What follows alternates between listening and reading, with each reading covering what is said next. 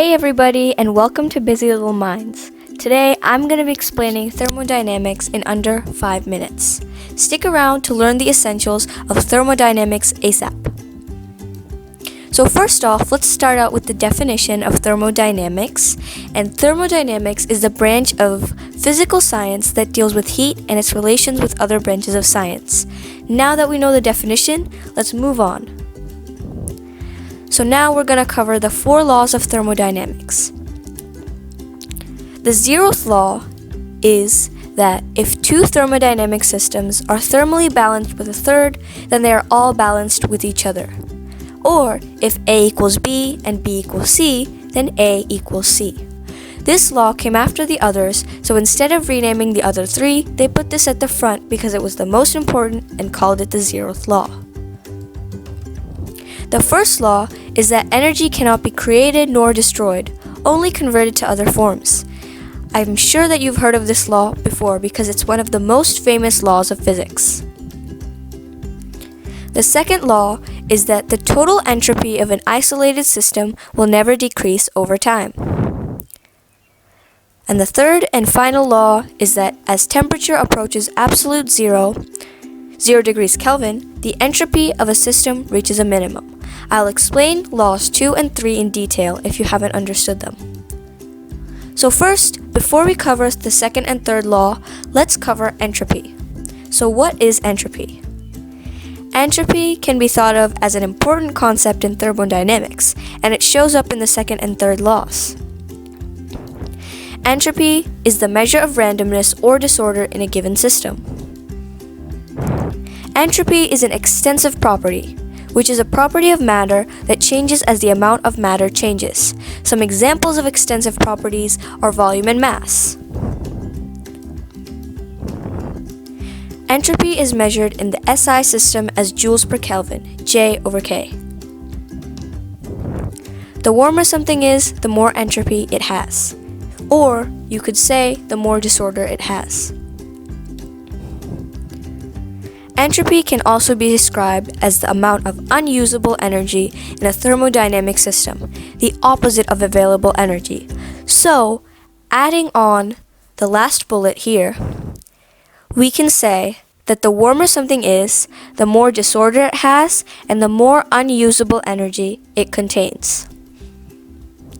And finally, let's head to the whiteboard for a thorough explanation of entropy. Hey guys, welcome to the whiteboard. Let's talk about what we're going to do today. So, first, we're going to review entropy. Then, we're going to demonstrate these 3 things. We're going to demonstrate that total entropy can't be decreased, local entropy can be decreased, and heat transfers from a hot system to a cold system to maintain equilibrium. And finally, we're going to explain the SI units, joules, and Kelvin. Okay, let's get started with the first thing on our list. And that is to review entropy. So, entropy is essentially, let me write this down. Entropy is essentially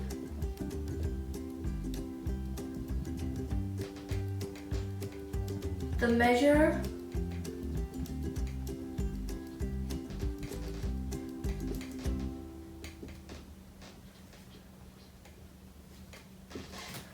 of disorder in a given system and the measure, sorry for the slanted writing, of unusable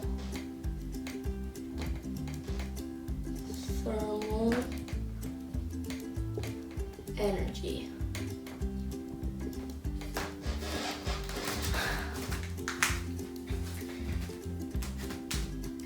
And as we mentioned in the entropy slide, it's an extensive property, which is just like mass and volume, which changes as the amount of matter changes.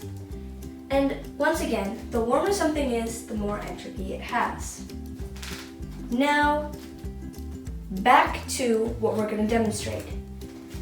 First, we're going to demonstrate that total entropy can't be decreased, but local entropy can. How are we going to do this? We're going to do this with a quick demonstration of how a refrigerator works. So, our refrigerator works first with this compressor pumping coolant. The compressor pumps hot liquid through these red pipes, and as it goes up, it gets cooler and cooler. And when the liquid is really cool, this expansion valve changes it from cool liquid to even cooler gas. So, once it turns into cool gas, it comes down through this. It comes into the refrigerator, the actual fridge here, the inside here, and it goes back down to the compressor, and the whole process starts again. So, let's consider that the temperature of this refrigerator is 40 degrees. Any unit that you prefer to choose, I prefer Fahrenheit. For 40 degrees Celsius would actually be pretty hot. So yeah, just Fahrenheit. So consider the inside of this refrigerator 40 degrees Fahrenheit. Then, if we want to make the inside of this refrigerator cooler, what that actually means, what we're doing is decreasing the local entropy. So the local entropy is defined as the inside of the fridge. So if we decrease the temperature, we'll be decreasing the local entropy. So we've just proved that local entropy can be decreased. So that's a check. And now we just have to prove that total entropy can't be decreased. Now, where are we going to get the energy to decrease the entropy inside the fridge? From the coolant, of course. So, for the coolant to work, it needs energy. And it takes that energy as a form of electricity or heat. So, more heat in this entire system means more entropy in this entire system. So, instead of the total entropy being lowered, the total entropy will actually either stay the same or even increase.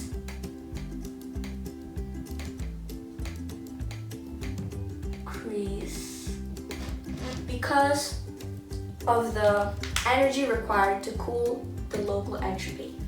Okay, so we've reviewed entropy. We've demonstrated that total entropy can't be decreased and local entropy can. Now we just have to prove that heat can transfer from a hot system to a cold system to maintain equilibrium. We're going to do this with a few different colored markers. The first marker will be red. Let's draw.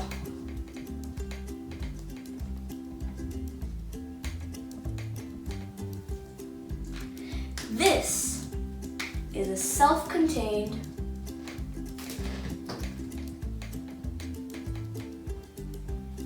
thermodynamic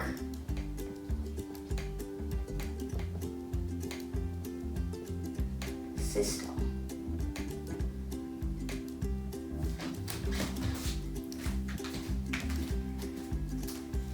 And this system is going to be very hot. So, its entropy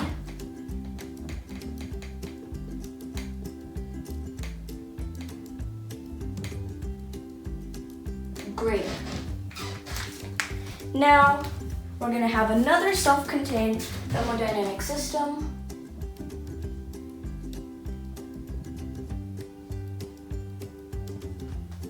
Except low entropy, because it's cooler. Now, when we leave these two next to each other, after some time,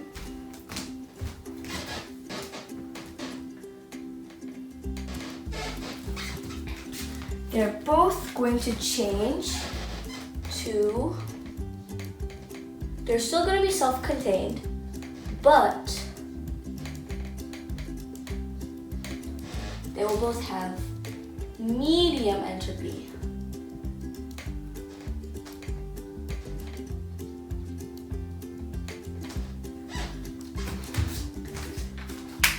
So, we just demonstrated that heat transfers from a hot system to a cold system to maintain equilibrium.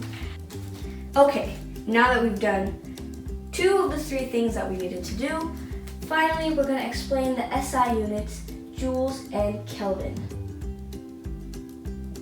So, 1 joule is a unit, SI unit, which stands for System International,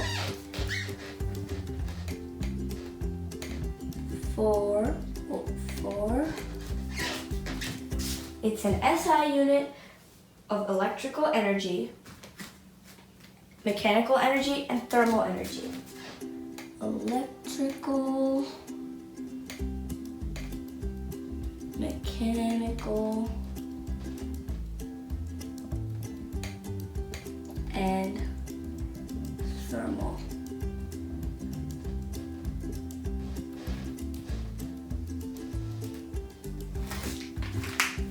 And 1 Kelvin, Kelvin is the SI unit for temperature.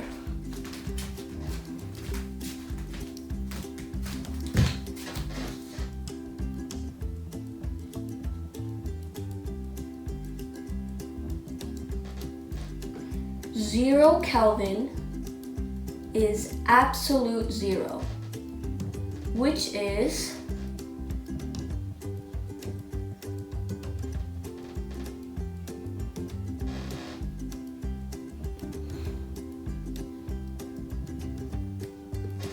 when atoms actually stop moving.